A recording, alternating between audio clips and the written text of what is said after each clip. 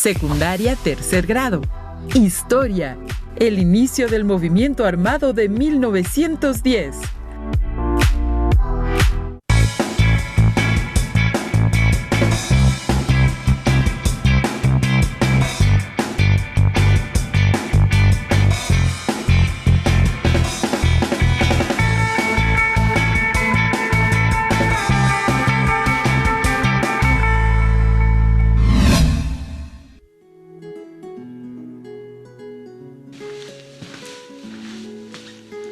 Un saludo para todas y todos. ¿Cómo les va? Me da mucho gusto estar con ustedes. Les doy la más cordial bienvenida a esta nueva sesión de la asignatura Historia tercer grado de Aprende en Casa. Soy el maestro Miguel Delgado. Recuerden mantener la sana distancia, lavarse las manos con agua y jabón durante 20 segundos varias veces al día y usar el cubrebocas de manera correcta. Al cuidarnos, cuidamos a los demás. El día de hoy abordaremos un tema fundamental en la historia de nuestro país: el inicio del movimiento armado de 1910 o Revolución Mexicana, que marcó el fin del porfiriato. Antes de iniciar, les comento que a lo largo de la sesión elaboraremos una línea del tiempo con los principales hechos y procesos históricos que revisaremos. Les recomiendo que tengan cerca su libro de texto, cuaderno u hojas blancas, así como lápiz o bolígrafo y colores para que puedan elaborar su propia línea al final de esta sesión. Si ya están listas y listos, comenzamos. Como es costumbre, iniciaremos nuestra sesión con una lectura. En este caso se trata de la famosa entrevista realizada por el periodista James Creelman al entonces presidente de México, Porfirio Díaz, publicada el 3 de marzo de 1908 en la revista Pearson's Magazine, realizada en el Castillo de Chapultepec. La entrevista en español fue reproducida por el periódico El Imparcial. Presten atención a las respuestas de Porfirio Díaz, pues nos ayudarán a comprender su sentir sobre su permanencia en el poder. Aquí algunos fragmentos. Es un error suponer que el futuro de la democracia en México ha sido puesto en peligro por la prolongada permanencia en el poder de un solo presidente. Dijo en voz baja: puedo con toda sinceridad decir que el servicio no ha corrompido mis ideales políticos y que creo que la democracia es el único justo principio del gobierno, aun cuando llevarla al terreno de la práctica sea posible solo en pueblos altamente desarrollados. Puedo dejar la presidencia de México sin ningún remordimiento, pero lo que no puedo hacer es dejar de servir a este país mientras viva, añadió. Aquí en México nos hemos hallado en diferentes condiciones. Recibí este gobierno de manos de un ejército victorioso, en un momento en que el país estaba dividido y el pueblo impreparado para ejercer los supremos principios del gobierno democrático. Arrojar de repente a las masas la responsabilidad total del gobierno habría producido resultados que podían haber desacreditado totalmente la causa del gobierno libre.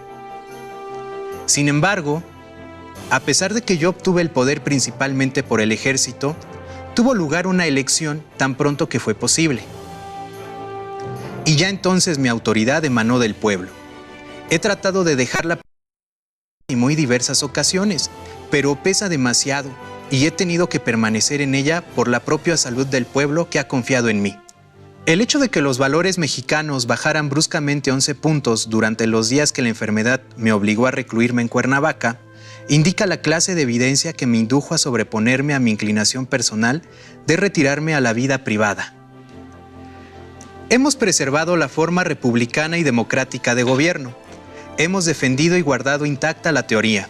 Sin embargo, hemos también adoptado una política patriarcal en la actual administración de los asuntos de la nación, guiando y restringiendo las tendencias populares con fe ciega en la idea de que una paz forzosa permitiría la educación, que la industria y el comercio se desarrollarían y fueran todos los elementos de estabilización y unidad entre gente de natural inteligente, afectuoso y dócil.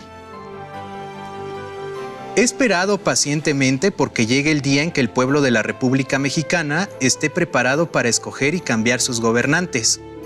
En cada elección, sin peligro de revoluciones armadas, sin lesionar el crédito nacional y sin interferir con el progreso del país. Creo que finalmente ese día ha llegado. Traducción de Mario Julio del Campo. Hasta aquí la lectura. ¿Notaron cómo en la entrevista Porfirio Díaz considera que su labor fue esencial para pacificar al país? Pues recibió un país sumergido en una terrible crisis política y económica. Además, afirmaba que eso había quedado atrás y era tiempo de dejar la presidencia a alguien más. Ahora bien, intenten responder las siguientes preguntas en casa. ¿Por qué suponen que Porfirio Díaz declaró que era el momento de que el pueblo mexicano eligiera a sus gobernantes? ¿Por qué creen que Díaz no cumplió con sus palabras? Vamos a descubrirlo. Recordemos brevemente, a través del análisis de una caricatura de la época, el gran descontento que se gestaba en la sociedad mexicana respecto de la dictadura de Díaz. La caricatura se titula Un monumento. Fue publicada en el diario de oposición al gobierno de Porfirio Díaz llamado El Hijo del Ahuizote el 21 de diciembre de 1890. Fijen su atención en cada detalle. La representación de Porfirio Díaz es clara. Sostiene un rifle y apunta a la libertad. ¿Notan que el arma tiene escrita la palabra dictadura? Eso simboliza que el gobierno de Díaz controlaba la libertad. Sobresalen otros aspectos como el cañón que irónicamente alude a la paz forzada. Además, el aspecto más revelador de este descontento se destaca con las alas de demonio que tiene Porfirio Díaz en la espalda, en las cuales se alcanza a leer Ángel Pacificador. Es momento de profundizar en nuestra sesión. Para ello, retomemos el tema de la entrevista Díaz-Creelman y conoceremos qué repercusiones tuvo el incumplimiento de la palabra de Porfirio Díaz. Para ello, vayamos al siguiente video. En 1908 se publicó en México la traducción de la entrevista que Porfirio Díaz le concedió a James Creelman para la revista Pearson's Magazine unos meses antes. En ella, el dictador aseguró que no tenía intenciones de contender por la presidencia en 1910. Incluso, afirmó que vería con agrado la aparición de un partido opositor, siempre que la contienda política se mantuviera en los cauces legales. Las declaraciones de Díaz fomentaron el surgimiento de opositores políticos a los científicos, el grupo predilecto del régimen. Desde Coahuila, Francisco I. Madero, miembro de una de las familias más prósperas del Estado, escribió el libro La sucesión presidencial en 1910, donde criticó el carácter pretoriano del gobierno de Díaz, la falta de libertades políticas y la represión social utilizada para reprimir las huelgas y a los opositores. Madero convocó a construir un movimiento político antirreeleccionista de alcances nacionales, con el fin de fundar un partido político en una convención nacional y elegir un candidato a la presidencia de la República.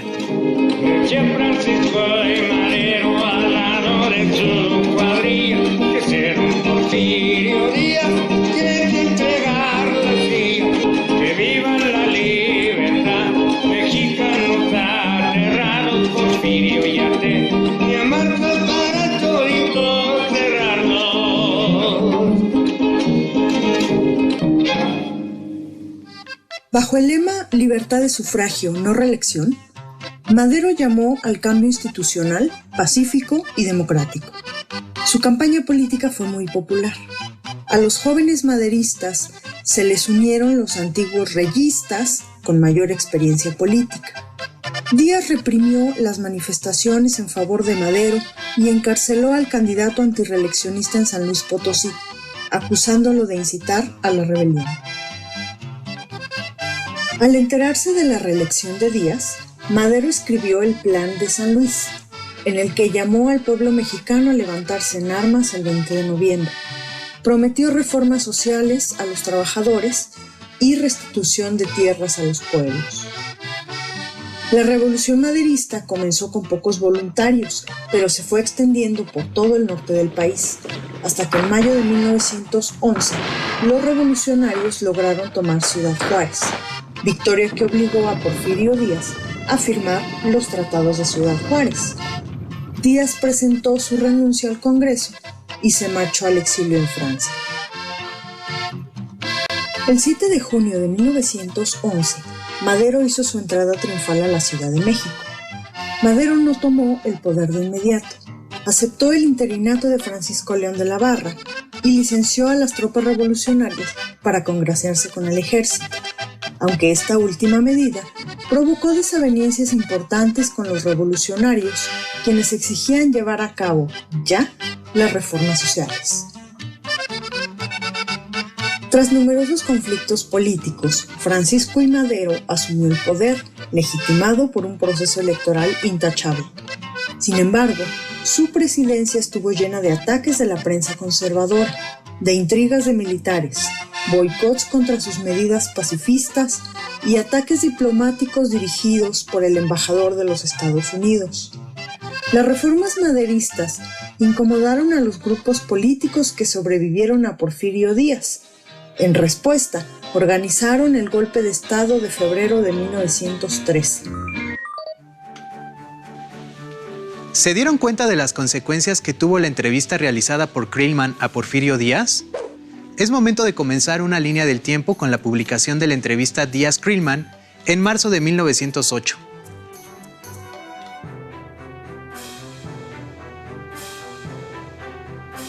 Hay opiniones divididas respecto a lo dicho por el dictador, especialmente lo referente a la contienda electoral.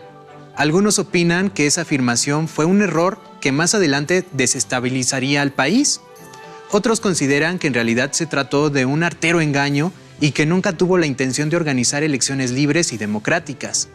Destaca una opinión que sostiene que Díaz hizo esta afirmación para conocer qué grupos políticos estarían de su lado, a cuáles podría convencer de su futura reelección y cuáles serían sus férreos opositores. Interesante interpretación, ¿no creen? El general Porfirio Díaz, después de ser reelegido en 1910 como presidente de México, se negó a hablar de esta entrevista, pues diferentes grupos políticos de aquella época ya habían dejado ver su postura. ¿Recuerdan que en el video se habló ampliamente sobre Francisco I. Madero? En 1908, posiblemente inspirado por los dichos de Porfirio Díaz en la entrevista ya referida, publicó el libro La sucesión presidencial, en el que argumentaba la importancia de llevar a cabo elecciones libres y democráticas, así como eliminar de la Constitución el principio de reelección presidencial, y también denunciaba los abusos que habían ocurrido durante el porfiriato. Esto serviría como base ideológica de su campaña como candidato a ocupar la presidencia del país. Sin duda, la publicación de este libro fue determinante para los sucesos posteriores, por lo que debemos colocarlo en nuestra línea del tiempo.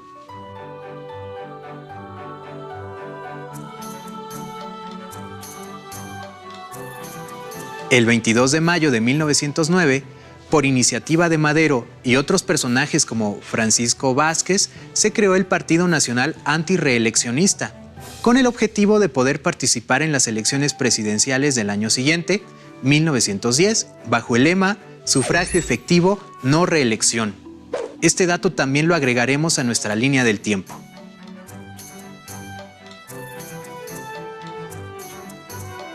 Madero fue elegido por ese partido como candidato presidencial y emprendió una gira por todo el país. Sin embargo, fue encarcelado y acusado de incitar a la rebelión poco antes de las elecciones. El 26 de junio de 1910, Porfirio Díaz resultó ganador, lo que despertó la indignación de Madero y sus simpatizantes, porque la victoria fue el resultado de un fraude electoral. Sin lugar a dudas, es necesario colocar este evento en la línea del tiempo.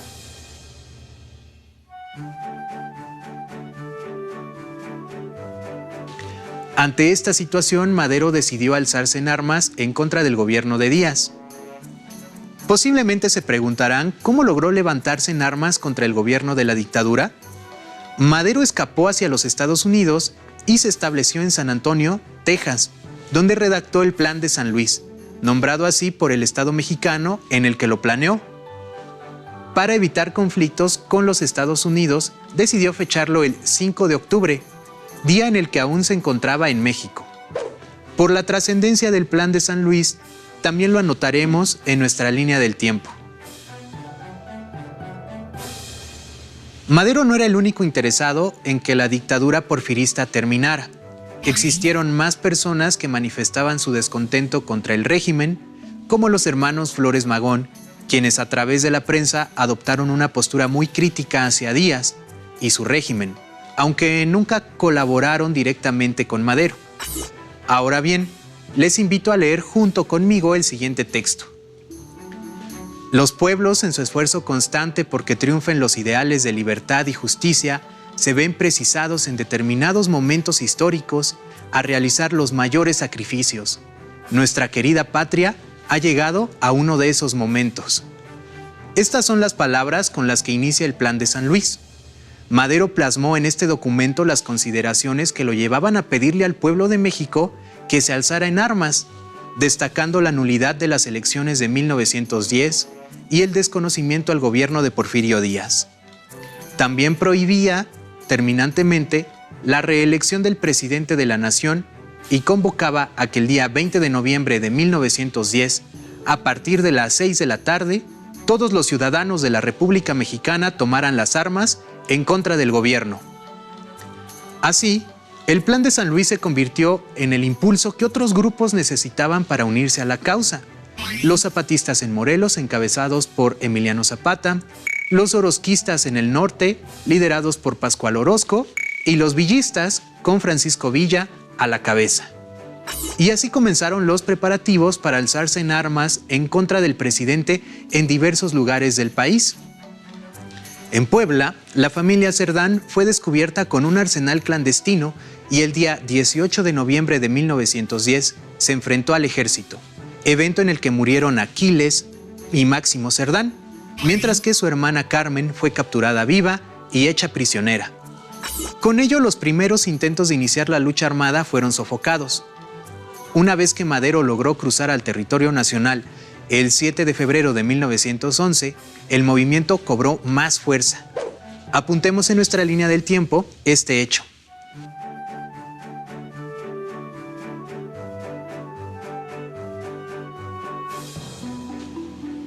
Poco a poco, los grupos revolucionarios fueron ganándole terreno a un ejército federal poco efectivo, envejecido, mal armado y mal alimentado.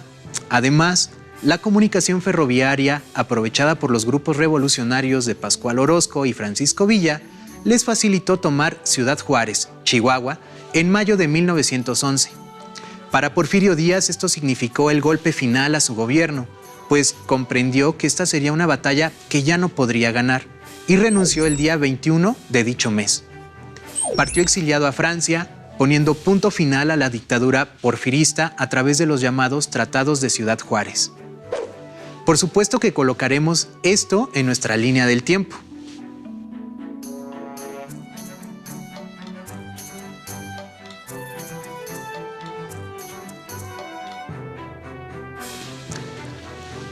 Ahora, ¿qué ocurrió después de que renunciara Porfirio Díaz a la presidencia? Francisco León de la Barra, secretario de Relaciones Exteriores, fue nombrado presidente interino mientras se convocaban nuevas elecciones. Madero llegó triunfante a la Ciudad de México y fue nuevamente elegido candidato a la presidencia del país. Esta vez ganó las elecciones, por lo que el 6 de noviembre de 1911 tomó protesta como presidente de la República Mexicana. Apuntaremos este dato en la línea del tiempo.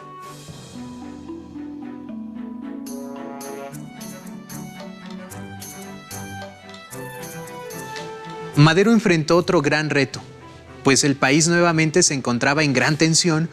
Por una parte, el nuevo presidente se negó a destituir a muchos de los altos funcionarios de Porfirio Díaz, los cuales no veían con buenos ojos el riesgo de perder sus privilegios.